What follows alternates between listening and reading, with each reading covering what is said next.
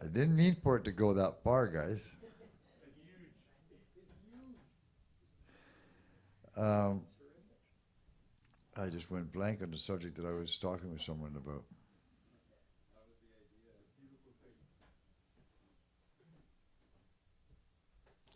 Bill Levity? What? Oh, hi. You're part of this, aren't you? You don't have an ongoing shtick for me? Well, yeah, I do, but you're usually up here. It's hard to talk to you when you're down there because you can't rebut. I like to take part of the shtick. Hi. Hi, how you doing? How's it going? Good. Not bad. Not bad. Hey, we I'm all right. yesterday, Yeah. mid-afternoon, Right. late afternoon, our door was open, and I can only suspect from the fact that someone else said it had happened to them further down the street. They'd caught these two people stealing something, but that they didn't. They got it from them and they left. And they would have been up the street and they would have come in here, and we weren't around. We were somewhere else, and so they took some money out of our till. Well, I had two tills. They took one out of one, and so I started getting all like, well, what am I going to do? Lock the doors and do all this stuff and do like change my attitude and go, well, just a minute. I've had 49,782 trusts that I put out there in the last week and a half, and they all went great except for one. So I don't think I'm going to change our attitude. Now, not that I'm saying if you come here during the day, you can walk in and take money from our till. No. No, there is no money in the till anymore because that's been rectified. We figured out that they were here to get the money. They didn't take any of the muffins. Or They're not hungry pasty, thieves. No, there was nothing to do with that. It was just strictly the money. So if you don't leave them money to take, it'll be okay. So I can continue to trust and not change my pattern because of one incident of the many incidences that I put out there of trusting situations to go right, and they do. So if one sort of goes awry, that's like the odds are, it's good. Yeah, that's right. I'm with you. Good. Don't change. No. Yeah. Well, I'm going to change the shirt. Don't I'm worry. going to change the shirt. Yeah. Well, it's pretty, it's a nice shirt. This is the first night I put it on. It's Whoa. a Helen Nation shirt. Helen, Bob Nation's wife. Helen, the ones who are leaving to go to Africa, who can't Right. make it tonight, and said, say a poem for them All right, I could do that. because they're too busy packing. Oh, it's that close. So they had to leave on Friday. Did they do a fundraiser already? They must have. I think so, yeah. GoFundMe, they tried. Did they? Well, they tried something online. That's a terrible thing to do. Yeah, maybe. It's not the easiest. For the love of words, What's that all about anyway? that's just... We've been doing it for 9 years. We haven't figured it out completely. But it's fun. Well, like someone has a night off tonight, so they came down. Where'd she go? Is it Andre? Yeah. You know? How do you say your name properly? Because you have two E's at the end. What's with that? You just drag out the last A a bit? Oh. You get an ampersand, which is rare. Us English folks, we don't get those. New. A new. What time are we going to start? 7:30 or 8? Let's have a vote. Well, 2 weeks ago you wanted to go to 7, or last month, but then you 7:30. decided no. No, we've always No. been 7:30. We're no one's ever here and ready to go at 7:30. Oh, okay. It's up to you, big I fella. don't care. I we just could want to start know at so 8. I can put it on the sheet. So when people, it's 1:45. We were almost accurate. So we could say 7:30. Does everyone agree that 7:30 will be the time? Show up around 7:30, and we'll be ready to start just shortly after 7:30. Sure. Okay. So I can just because on our little card it says 8 p.m. And don't forget to That's change because the, it was an old card. We can change that though. the 10-minute thing. We Don't will forget do to that. Change that. Yeah. Nobody asked you. By the way, we're starting a new program called Roaches for Homeless. We want everyone to collect your roaches and save them, and then we're going to donate our little candy machine so they can come up and get, because they can always panhandle a quarter, and that way they can get 25 cents worth of roaches. Roaches for humanity. But okay, this is, I got to do this, John. It is. But how things come about. And the other night we decided we needed a pizza. John and I were here. We ordered a pizza, and And Lee was here as well, and we decided we'd buy one for Tim too. But so we ordered. We phoned up Authentic, and Authentic was open. So we asked Authentic. Um, we wanted a vegetarian and a meat, so we figured out what we wanted: the barbecue chicken and that one. And he said, "Well, what size?" And John had said, "Tell him $32.87 worth. That's all we got." So I did, and he said, "What?" And I said, $32.87. That's all I got. So whatever that is. And he cracked up. He thought it was funny. So we went around and made sure that we had $32.87. But we felt like there should be something for a little extra, so we threw in a pick Right. that we had. Yeah. But we decided, well, where's the pick from? Well, it's from a guy who thought he was really famous, but he wasn't quite sure who. He was? That's just it. Well, that's it. For the love of words. Isn't it great? It's How does it describe someone? That's right. Yeah, yeah. He thought he was someone famous, but he wasn't quite sure who. Who? Aye, that is good. That kind of confusing character. Yeah, I've met many people like that. It's Bill Levity's night. Give it up. Thank you, Longevity John. One of the Evity brothers. That's my favorite misconception of words. Longevity John and Bill Levity. Some people actually ask us, "Are you brothers?" The Evity brothers. Yeah. So let's dedicate this one to Bob and Helen. Whoa. As they go off to where is it? Is it Tanzania? I think it's somewhere in Tanzania. To do great work and put in wells, water wells. This is Hugh Prather, and this is a book that my mother left to me that I rarely read, so I thought, well, a good thing to pull it out and read something out of it. As I look back on my life, one of the most constant and powerful things I have experienced is the desire to be more than I am at the moment, an unwillingness to let my mind remain in the pettiness where it idles, a desire to increase the boundaries of myself, a desire to feel more, learn more, express more, a desire to grow, improve, purify, expand. I used to interpret this inner push as meaning that there was some one thing out there that I wanted to do or be or have. And I've spent too much of my life trying to find it. But now I know that this energy within me is seeking more than the mate or the profession or the religion, more even than the pleasure or power or meaning. It is seeking more of me, or better, it is, thank God, releasing more of me. How many of you experience that feeling that you're spend a lot of energy in your life thinking that you're supposed to be something instead of just being? It's a good little lesson. Okay, and following that up with nothing less than the Dhammapada. Old age. Can there be joy and laughter when always the world is ablaze, enshrouded in darkness, should you not seek a light? Look at the body adorned, a mass of wounds draped upon a heap of bones, a sickly thing, this subject of sensual thoughts, neither permanent nor enduring. The body wears out, a nest of disease, fragile, disintegrating, ending in death. What delight is there in seeing the bleached bones, like gourds thrown away, dried and scattered in the autumn sun? A citadel is this structure of bones, blood and flesh, within which dwell decay, death, conceit, and malice. The royal chariots surely come to decay just as the body, too, comes to decay. But the shining truth and loving kindness live on. So speak the virtuous to the virtuous. The unwise person grows large in body. Though he becomes large physically, his mind remains small. How many lives, how many rounds of rebirth have I experienced without finding the builder of this house? Now I see you, O builder. All your rafters are broken. Your ridgepole is shattered. Never again need you build a house for me. My mind has gone beyond the transitory, the conditioned, and has achieved the extinction of craving. Those who do not find their way to a higher life or who fail to earn wealth during their youth look back with regret in their old age, like large old waiting birds beside a dried pond.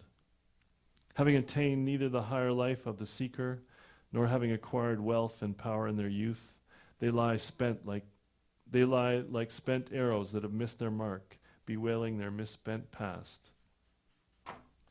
Wow.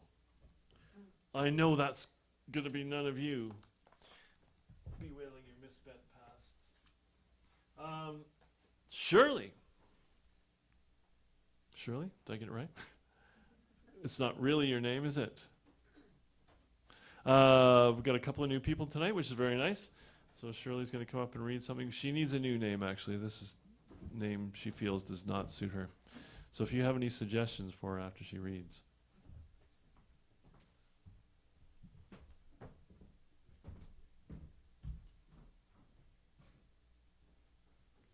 Wow. So, I'm not a poet, by the way. I'm a scribe that listens carefully to the ethers. I just write it down and do some edits. Not a lot, though. So they just kind of come to me. And this one came upon parched lands. The mic is like in my face. A fallen tear upon a river drifts within the poem's wave, within the ocean's wave. Pink-lined clouds release its drop upon parched lands afar.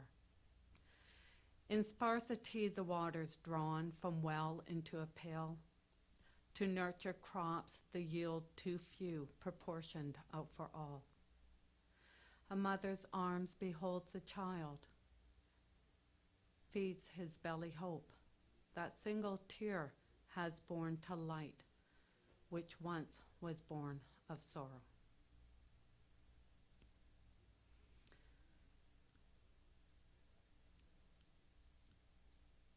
So they get more intense as it goes along.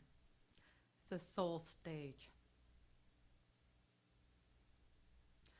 There is a world beneath the ever-yearning soul stage, one which calls the gods for wishes and hopes, beyond the endless darkness of a yet-to-be dream. A world which scatters flights of images across the abyss of unknown veils, awaiting time's passage into existence. The stillbirth simplicity of unspoken words. A touch extended, but never knowing a single caress. Half-initiated plans suspended, frozen in the mind. The bright sparkle hidden behind half-closed lashes, a smile emerging from the heart, never to reach the pout of lips. Beneath the pale stone features lays the blush of sweet thoughts, a world beneath the soul stage. Okay, so this next one is kind of coarse, and I'm hoping there are no children here. And it kind of sounds like a Halloween drama, but it's about our dark side. Well, not the darkness, the shadow. And it's called The Whorehouse of the Mind. And it's destined to be a song one day if I ever learn how to play anything. There's a lesion in the psyche, in the whorehouse of the mind, infested with the darkness of those evil, worming lies, rattling whispered greetings, waking up the dead from sleep, disturbing constitutions with the action of its creep, gnawing on the backbone, tearing through the flesh, feeding off the goodness, flowing poison through its crush. And we all have our dark sides and our secrets and our lies, locked away where they are hidden in the basement of our minds. Wandering halls and slamming doors, shaking up the peaceful home, moving in and out of rooms, insidious weavings in the womb. Orchestrate them, I think not, for illusion is their binding knot. Lance them with our petty insights, raise them till they all scream out, bind the magic to its chains, to bury it deep inside, denying its existence while it eats us all alive. And we all have our dark sides and our secrets and our lies, locked away where they stay hidden in the burning hell of mind. We all have our dark sides, our secrets and our lies, locked away where they stay hidden in the whorehouse of the mind. Thank you.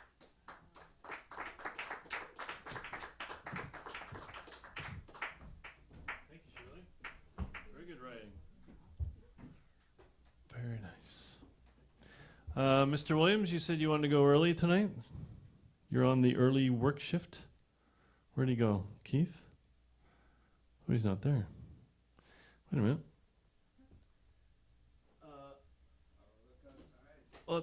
We'll carry on. Moritz, you want to come up and do something? Sure. Great.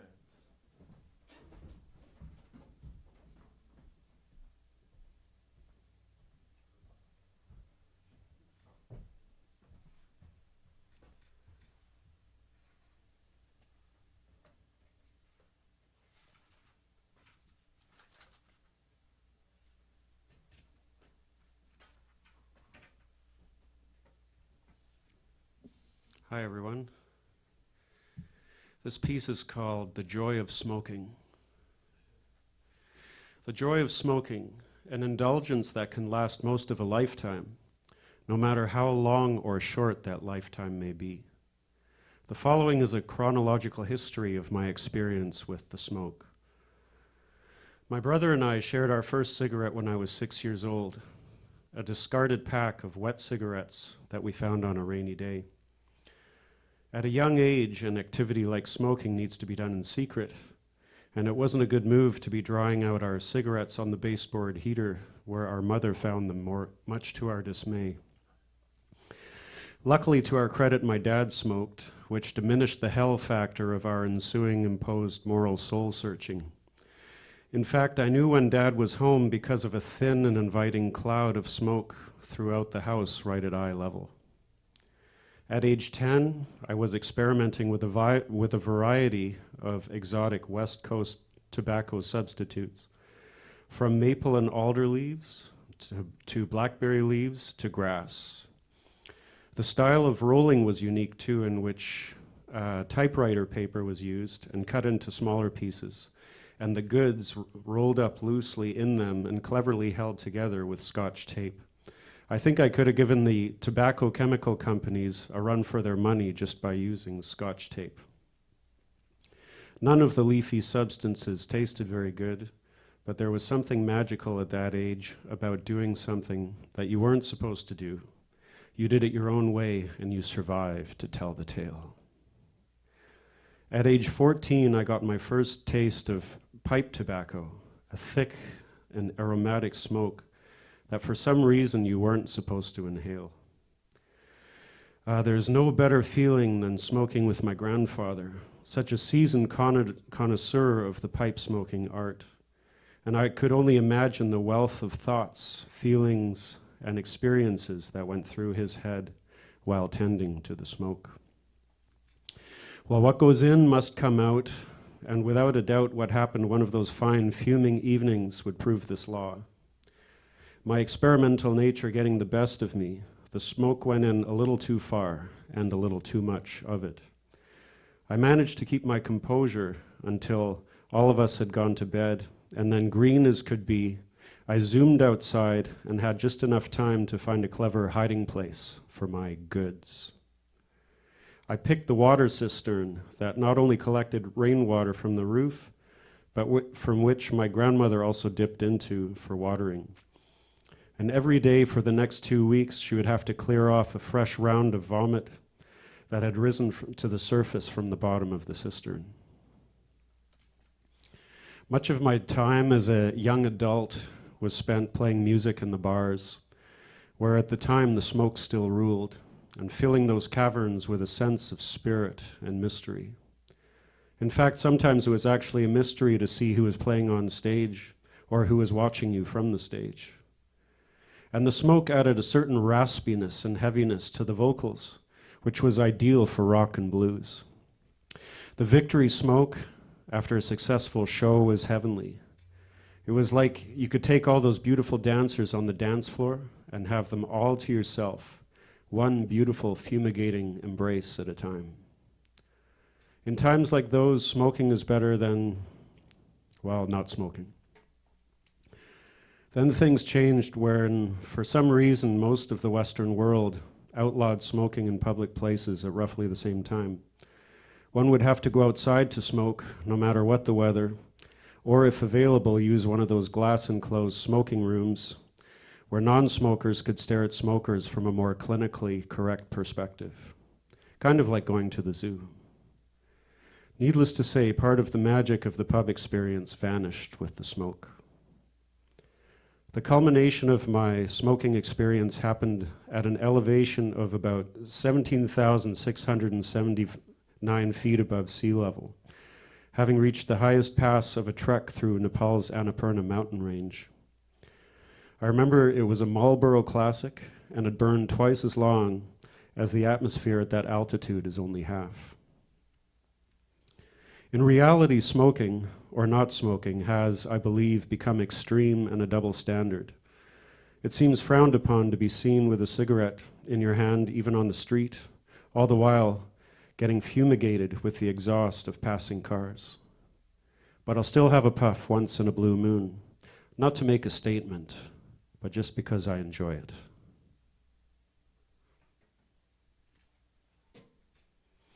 Thank you.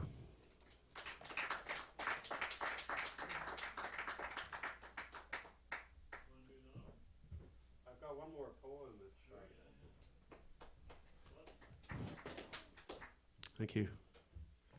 I'll just have to pull it up on my phone here.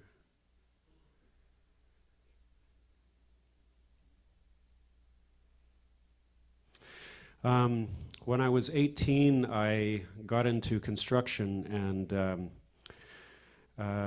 worked with a fellow on Bowen Island who was quite a gruff person, but on the inside he was just a real wealth of human amazingness, I'll call it. And he's somebody that was really hard to get to know and became a very loyal friend after a while. He wasn't dealt a very good hand of cards and eventually ended up taking his own life. But the times that we did have together were awesome. So this is a poem for him. To Chris. A brute with honor and a loyal friend, you valued camaraderie, strength, and independence, and you filled me with a confidence I alone never knew. You loved a good chat, an animated storyteller, and always one for a challenge, even when the beer reset the fool's line. An Achilles heel by way of upbringing, later compensated by pride and not knowing it the same thing, an inner battle to rise above constantly raged. But you knew where to put it, and I could only marvel at how you harnessed this beast and built living monuments with it. In music you found solace and safety to express.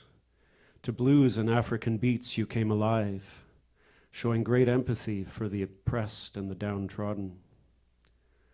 You walked along my musical path for many a mile and shared songs and thoughts and experiences I never knew that cursed construction boss had in him. You knew when to leave a withering community, bravely choosing the wilds to a solitude better than society's fury, a Bowen away from Bowen. Our friendship culminated one afternoon in 2006, sitting in the warm afternoon sun in front of the Lund Hotel. The water like glass, and that whole majestic panorama was ours alone. Few words were said, and indeed none were necessary. But I knew an unhappiness had set in, and I knew the reasons were many, and upon subsequent visits that spark that I knew was slowly dimming. I shed tears for you, my old companion. Your hard work has now ceased, and you must alone face the darkness. my still understanding of your biggest teaching. In the end, the heart wins and the ego loses. I'm old enough now to know better than to judge you. Your strength and your friendship will not be forgotten, and may you find your true way again soon. Thank you.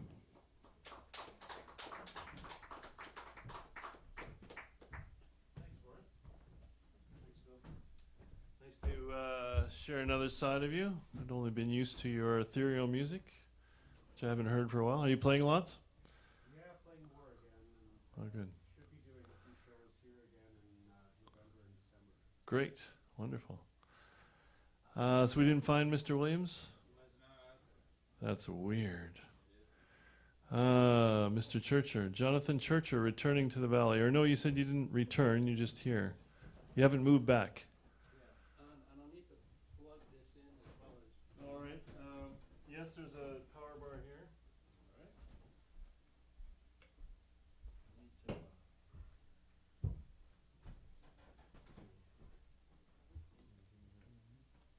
Sure, a little flatter.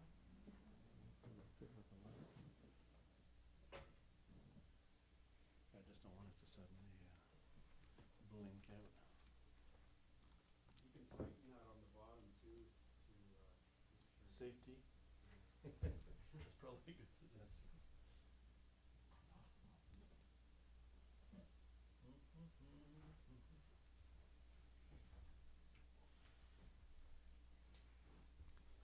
Is this accoutrement, does that bring in special signals? Yeah. That's what I thought. Yeah. All right. So this is let's just make sure this works properly here.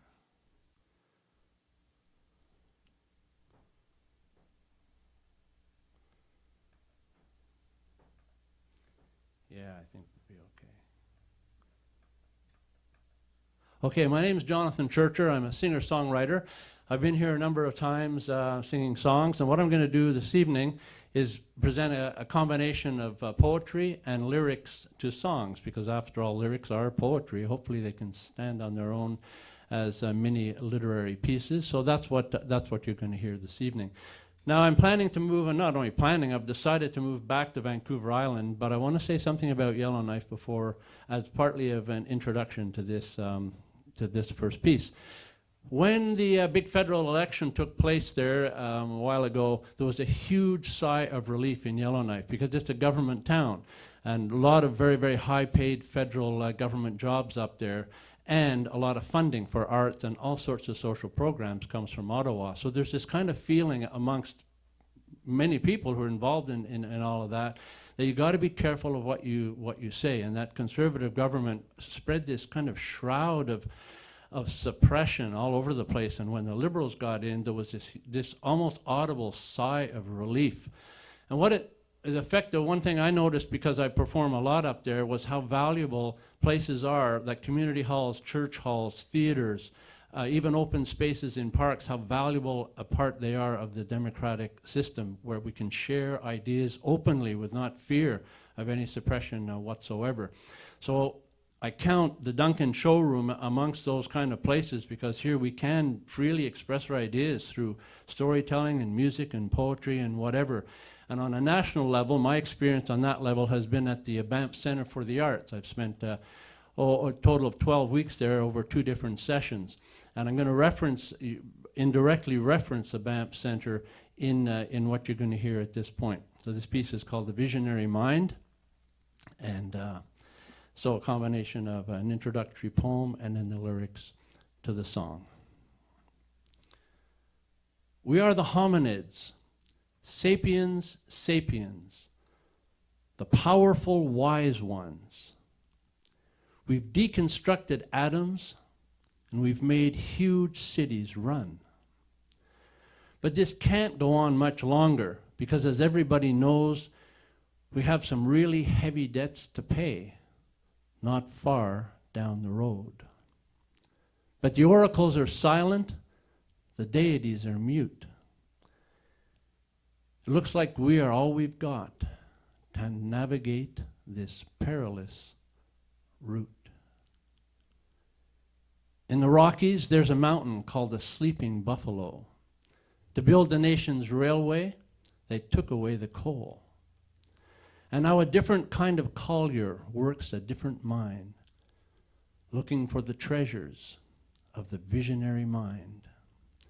Frustration and exhaustion haunt this shadowy domain. Your heart becomes a pickaxe, a shovel is your brain. But everyone who labors there, no matter how inclined, eventually pays homage to the visionary mind. It will strike you when you're sleeping. It will claim you in a crowd, come to you as a fleeting thought or an image in a cloud. A confluence of fables in a crucible of time. Who knows where it comes from? The visionary mind. Down the main shaft goes a playwright, another all-night shift. Stumbling in the darkness, she sometimes curses it. And maybe one short monologue is all that she will find, but eventually she'll be thankful for the visionary mind. Musicians have a blast as they wander underground, the creaking, groaning rocks. Well, it's a whole new world of sound. And later on the surface, when they finally unwind, they'll be letting loose the power of the visionary mind. It will strike you when you're sleeping, claim you in a crowd, come to you like a fleeting thought or an image in a cloud. A confluence of fables in a crucible of time. Who knows where it comes from? The visionary mind. There you go. All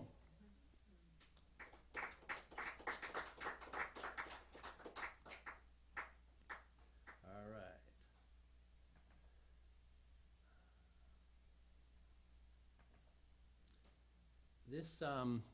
This opening poem also stems from my experience at Banff. Of course, you're right up there in the Rocky Mountains, and it's part of the power of the place to look out. Not only visually is it so tremendous and inspiring, but the whole process, the whole geological process, is right there in front of your eyes. And I'm gonna have to move this carefully. I really hope this works.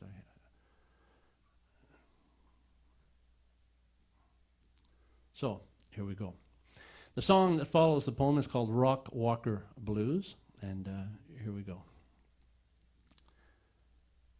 Tectonic plates, mobile mini-continents, 60 miles thick. They lift vast slabs of ancient seabed, greater than a mile high, and tilting. Shale and lime etch a jagged line on the alpine sky. Eons set the tempo as waves of mountains slam dance towards the rising sun. Megatons of creeping ice slither slower than human sight. Albino fingers with boulder bones gouge and plow, create open vaults for soaring birds and fertile plains waiting for. Moisture freezes, fracturing the walls of fissure prisons. Bursting megaliths crumble into shiny flecks and grains of sand. Streams and rivers carry it all down to the sea, where the terrestrial debris returns to the ocean shore. Hundreds upon thousands upon millions upon billions of years this cycle runs. So who are we on this massive, long-lived earth? Like transient fireflies, we fill the darkness with flashes of inspired courage. Flashes of inspired courage are us. And then we're gone. Rock Walker flies through space. He gently touches down. Rooted in the soft earth and anchored to the ground, right away spin and stomp, run, leap, twirl, and romp. He comes out swinging, eager to dance. He wants to learn from experience. He's got a hungry heart. He digs deep, rock and roll and pirouettes to a thundering beat. Ocean diver, forest hiker, mountain climber, he's a sky flyer. May he ascend like Daedalus. May he remain hawk-eyed, never losing focus of the purpose of the ride. Empowered by a warm-up draft, he's challenged by cold Arctic blasts. One day he'll stare in awe at the hurricane's advance, and he'll listen to the stories in the north wind's chants. Embedded in the round trip, eventually he'll learn. The same wheel that brought him here takes care of his return. One day we all take the long journey home, walk the lonesome valley, and prepare for the unknown. When we've gone whence we came, the world will never be the same. All I can do is send waves of love to you and pray for perfect weather for your rock walker blues. All I can do is send waves of love to you and pray for perfect weather for your rock walker blues. Thank you. All right, thanks very much.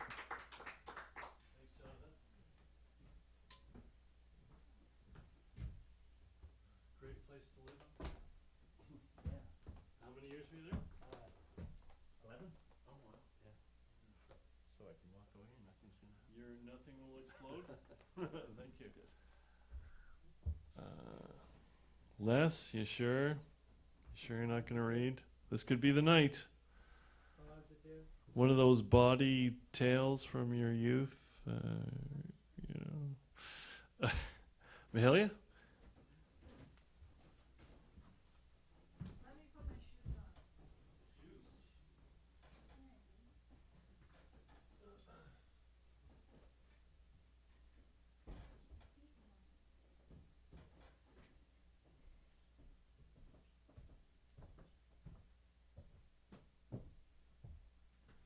Hello. My name is Mahalia. Wow, I sound weird in this thing. This is my first time reading at For the Love of Words, and I didn't really think a lot about what I was going to read tonight. How do I lift this? I guess I can't. Help me, Billy. I decided that I would read a few pages from a book that really spoke to me recently. It's called Kingfisher Days, and it's written by Susan Coyne. And my grandmother, her name's Noel, she's been telling me for years to read this book, and I finally decided to read it after taking part in a play by Shakespeare called A Midsummer Night's Dream. And she told me, Mahalia, you have to read this book because it incorporates characters from this play in it. And so I decided to read it, and I fell in love. And I'm just going to read a few pages of it to you guys. It's very small printing, so I have to hold it up close to my face. When we had finished opening up the cottage and had been for our first swim in the cold lake of early summer, on that day or the next, it would be time to revisit all our favorite wild places. Blueberry Mountain and Water Lily Bay and Spy Point and the Beaver Dam and the marsh where the bulrushes grew. And then it was time to go and see the Moires, who lived next door in a modest gray bungalow with a pine cone strewn lawn sloping down to the lake. Mr. Moire's garden was a kind of miracle in the wilderness, nurtured over many years in thin soil and rocks, and in spite of the harsh climate, At this time the peonies would be in bloom and the branches of the lilac heavy with flowers. Later in the summer there would be delphiniums and foxgloves, sweet peas and columbines, and a profusion of daylilies. There was a stand of raspberry canes and raised beds of lettuce, rhubarb, squash, tomatoes, and corn. Near the water was a large and reeking mulch pile. When I was small, I spent a part of every day visiting with Mr. Moir, helping him with his tasks and learning from him about plants and animals, and much else besides. Mr. Moir had been a high school inspector on the prairies during the Depression, working in remote areas of Saskatchewan, traveling by train and horse-drawn carriage. Upon retiring, he and Mrs. Moir had moved to Kingston, Ontario, to be near their son. He was in his 70s now, a stooped figure in faded flannel trousers. He wore a hearing aid and a big floppy hat to cover his bald pate. Pate. I don't know how do you say that. He carried a cane because of a childhood bout with polio that had shriveled his leg. This disability seemed hardly to trouble him. It certainly did not prevent him from pushing his wheelbarrow deep into the surrounding woods, or from mending the dock or chopping wood. When we gardened, he would simply pull himself along with the ground as he worked. Mrs. Moir was a small woman with very pale skin and bright black eyes. She suffered from chronic ill health. Her manner was soft and gentle, like someone from another century, as was her way of dress. Long skirts and high-neck blouses. Once a week, the Moires went into town in their canoe to exchange their library books. Mrs. Moir always sat in the bow, holding a parasol in her gloved hands. Between our two cottages, running down to the little bay, was a thick hedge. Soon after we arrived that summer, I was 5. I discovered a strange relic there, an old stone fireplace half hidden beneath the leaves. Moss and lichen clung to the rough-hewn stones in patches of black velvet and scaly gray and brilliant dots of mustard yellow. I asked my father about it as he sat on the porch with his crossword puzzle. He looked up. "Well, that's Uncle Joe Spondulic's house," he said, and went back to the crossword. "Who's that?" I asked. My father put down his pencil.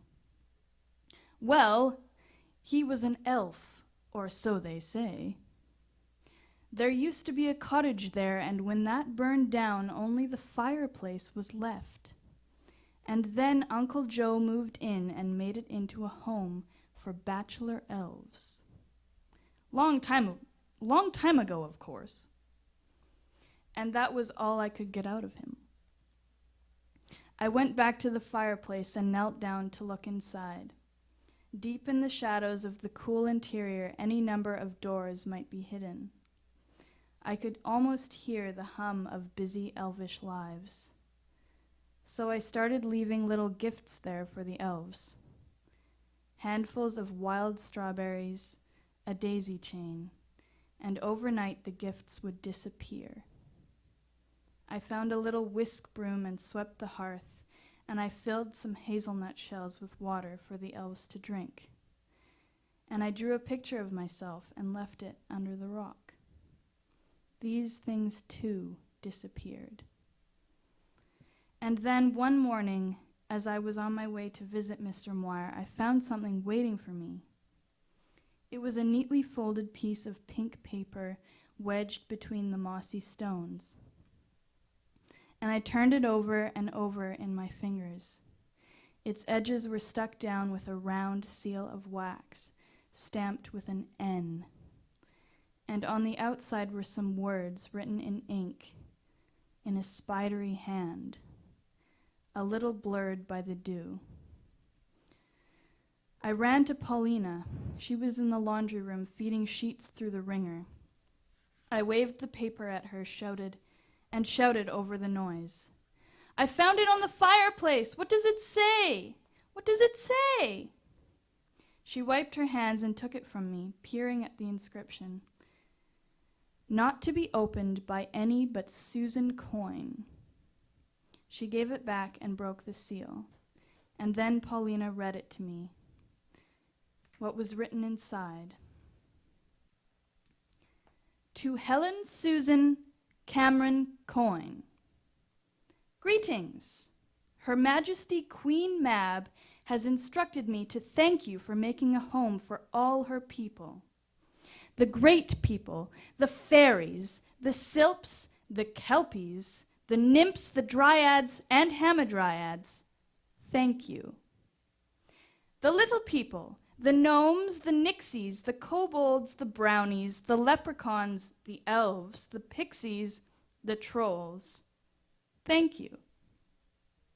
I, Princess Nutsita, little hummingbird, granddaughter of Nuitziton the hummingbird, who ruled all Peru, am banished from my home because people said I was proud. For 1,000 years I may not go back to my high hills, but must tell boys and girls who are kind to the great people and the little people about the fairies. Oberon and Ariel, Mab and Titania, Lob lie by the fire, and Puck. I am very beautiful and a great princess. I am very proud, but it irks me, Susan. It irks me extremely when people forget how great and beautiful I am. So when you talk about me, call me princess. The above has been dictated but not read by Her Serene and Illiterate Highness, whose seal is attached, Nutsita Princess.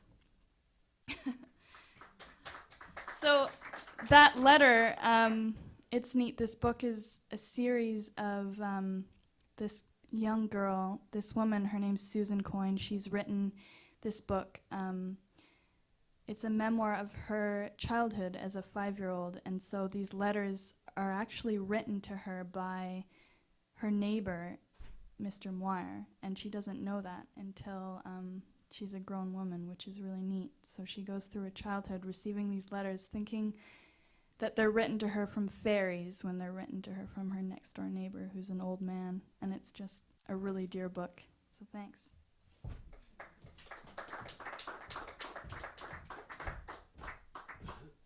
Thanks, William. Andre, did you change your mind? Childhood poems? No? Jean, you have something for us? Me? You?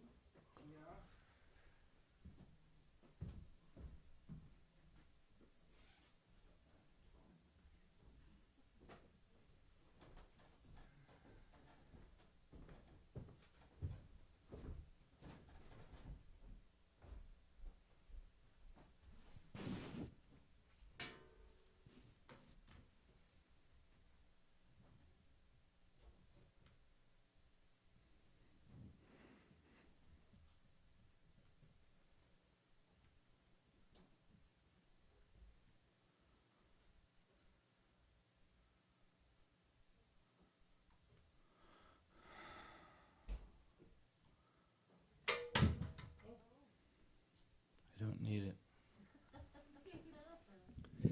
Well, I debated about whether I should read this or not. It's a bit X-rated, sort of. But what the hell? Mahalia said I should. Tough to follow a fairy act, though. This story is called The Milkmaid. His girlfriend always thought she knew him, always wondering aloud, where could it have been from? Did they meet at a party, at a bar, at a concert? Was he a composite of all the men she had known? Maybe it was from a past life.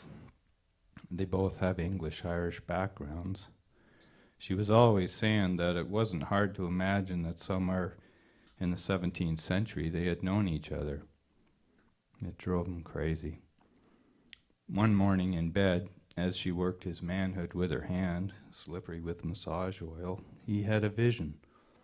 As he watched her strong hand and arm pulling and tugging on him, he could see her quite plainly as a milkmaid, judiciously working a cow's teat until a spray of milk fortuitously appeared. What, he asked, if we had worked together at an old farm estate in the 1800s somewhere in Ireland? He put on his best Irish accent and began a story, even as she continued with her milking. Tess is sitting on her little three-legged stool. She has on one of those funny milkmaid hats and wears a long white full dress with a tight black bodice. The work is hard and it's very hot in the barn in the late summer. The early morning light filters through the cracks in the barn, and you can see tiny particles of dust floating in the air. Tess is concentrating hard on the job at hand, milking the cow into a silver pail.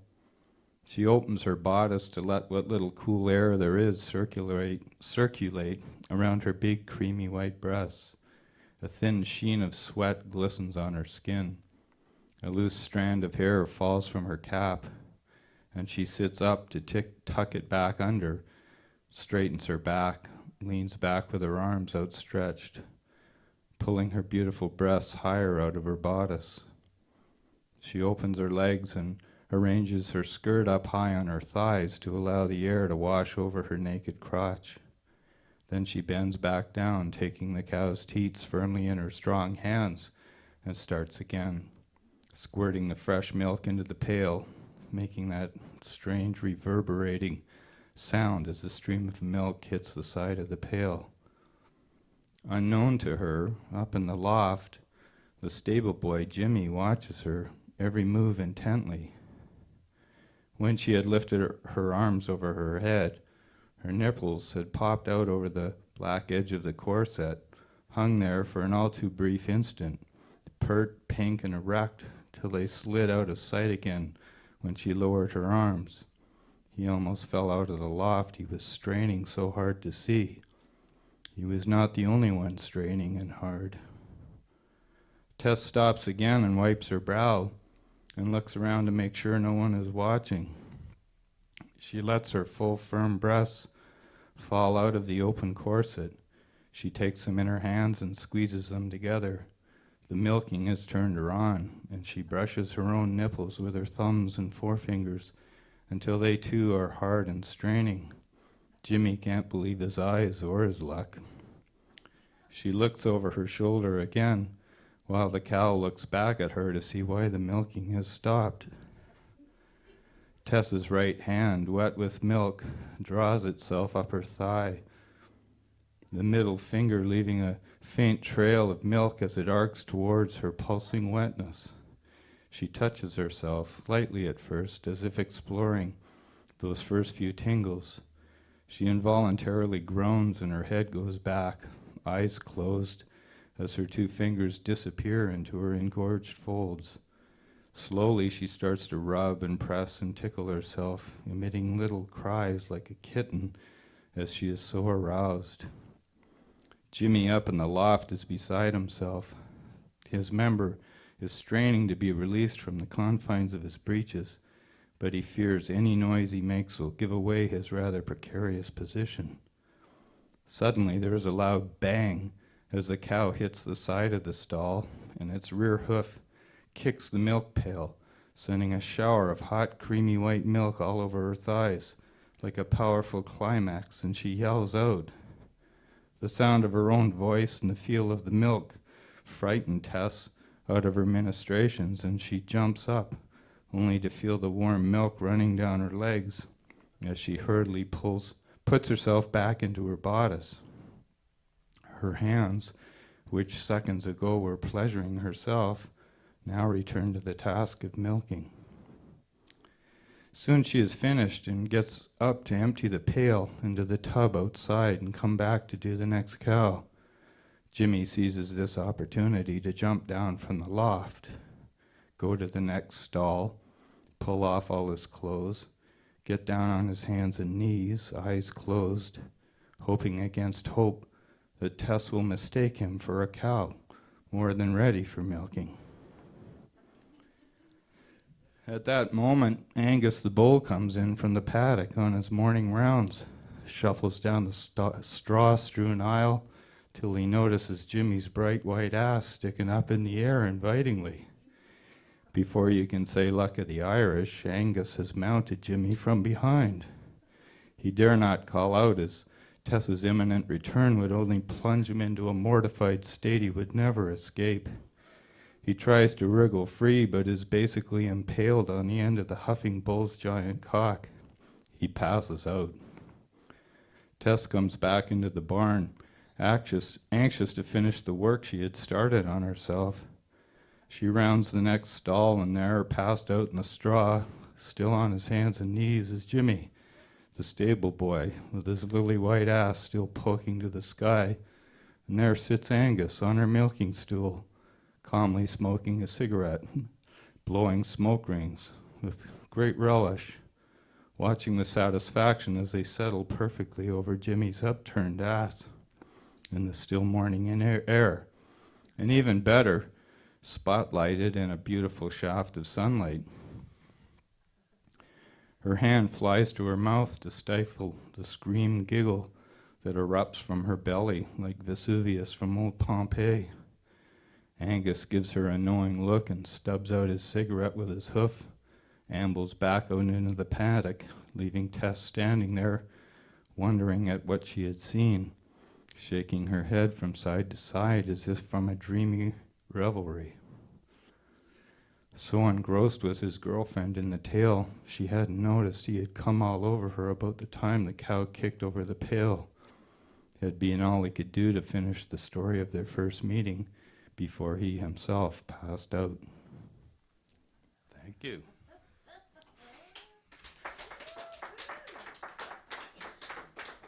Is that 10 minutes? There's this guy, and he's not feeling well, and there's a medical building, so it's at night, and he walks into the building, and he walks to this office and goes in and sits down, and the receptionist says, can I help you? And he said, yes, I'd like to see the doctor.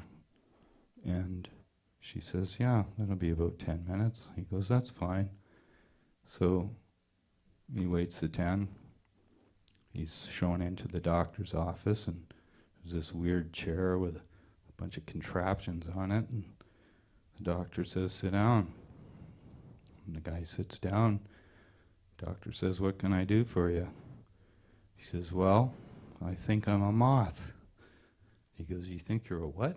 He says, I think I'm a moth. He goes, what are you doing in here? He goes, I'm a dentist. He goes, I fix teeth. He goes, I can't help you. You need to see a psychiatrist. He says, what'd you come in my office for? He says, it had the light on.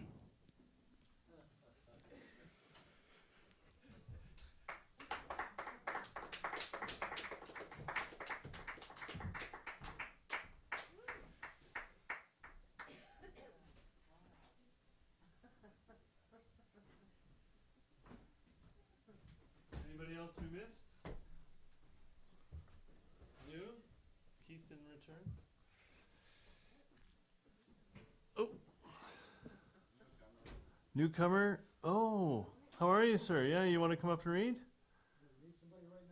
Well, otherwise I was about to close off, but yeah, you're just in time. Just in time. Wow, early night, eh? Well, not as busy as usual. So I got a burning issue. I came out here last night thinking it was the night, and nobody was here, and John tells me it's tomorrow night. So I'm here to tell you about a guy named Aaron Swartz. Anybody know that name? Okie dokie. Hi, I'm Rojan. I write under the name Rojan Zay. Live in the Cowichan Valley. Love it here. And I want to tell you about a guy named Aaron Swartz. Anybody heard that name before? Okay, he was a kid, 26 years old, a genius. He started a computer thing called Reddit. He was a professor at MIT or something. And he thought it was right to expose scientific papers, PhD theses and stuff like that, and let people read it because it was taxpayer supported, right? So he got harassed by the FBI, and they were going to put him in jail for 35 years, and he ended up supposedly hanging himself. Now, I found that pretty disturbing because there's a lot of whistleblowing going on, like Edward Snowden and stuff. And, you know, our handlers don't like us knowing what they're doing. So I'm going to read you this poem that I wrote.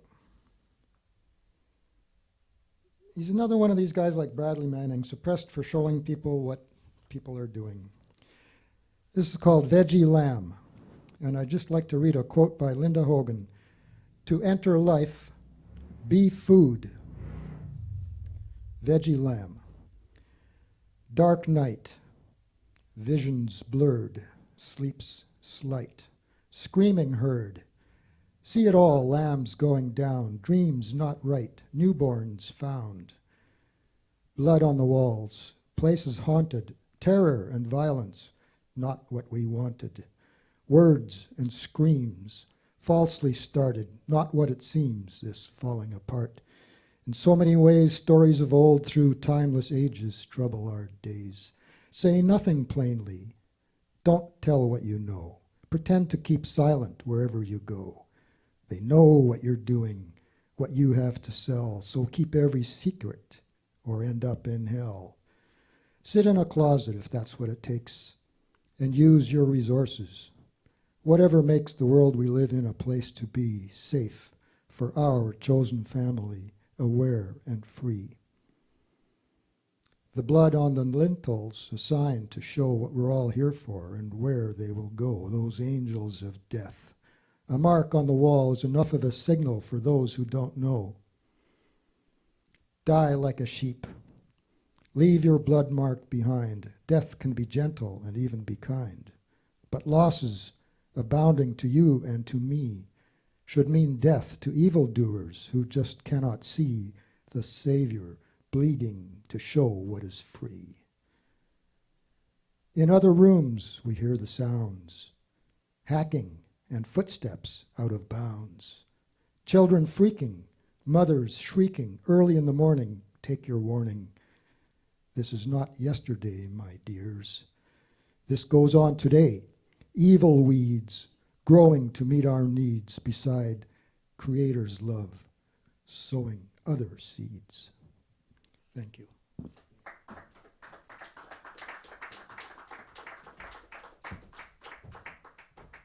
Thanks, Roseanne. I'm glad you made it down. We haven't seen you for a while. You made it just in time. Just one from Irving Layton before we close off. Thanks, everybody, for coming out.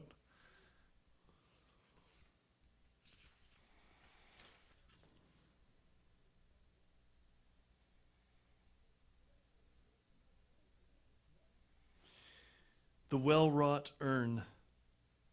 What would you do if I suddenly died? Write a poem to you. What would you mourn for me? Certainly, I sighed. For a long time? That depends. On what? The poem's excellence, I replied. One more, family portrait. The owner of duplexes has enough gold to sink himself on a battleship. His children, 2 sons and a daughter, are variations on the original Gleam. That is, slobs with a college education. Right now, the 4 of them are seated in the hotel's dining room, munching watermelons. With the assurance of money in the bank, they spit out the black, cool, elliptical melon seeds, and you can tell the old man has rocks but no culture. He spits, give the noise away free. The daughter, however, is embarrassed, second year, arts, McGill, and sucks harder to forget. They're about as useless as tits on a bowl, and I think, thank heaven I'm not Jesus Christ, I don't have to love them. Gotta love Irving Layton. Thank you all for coming out and reading. We'll see you next month. I don't know what was our, oh yes, we decided to stick with showing up at 7:30 and starting soon after. Hope you'll come out again. Thanks so much.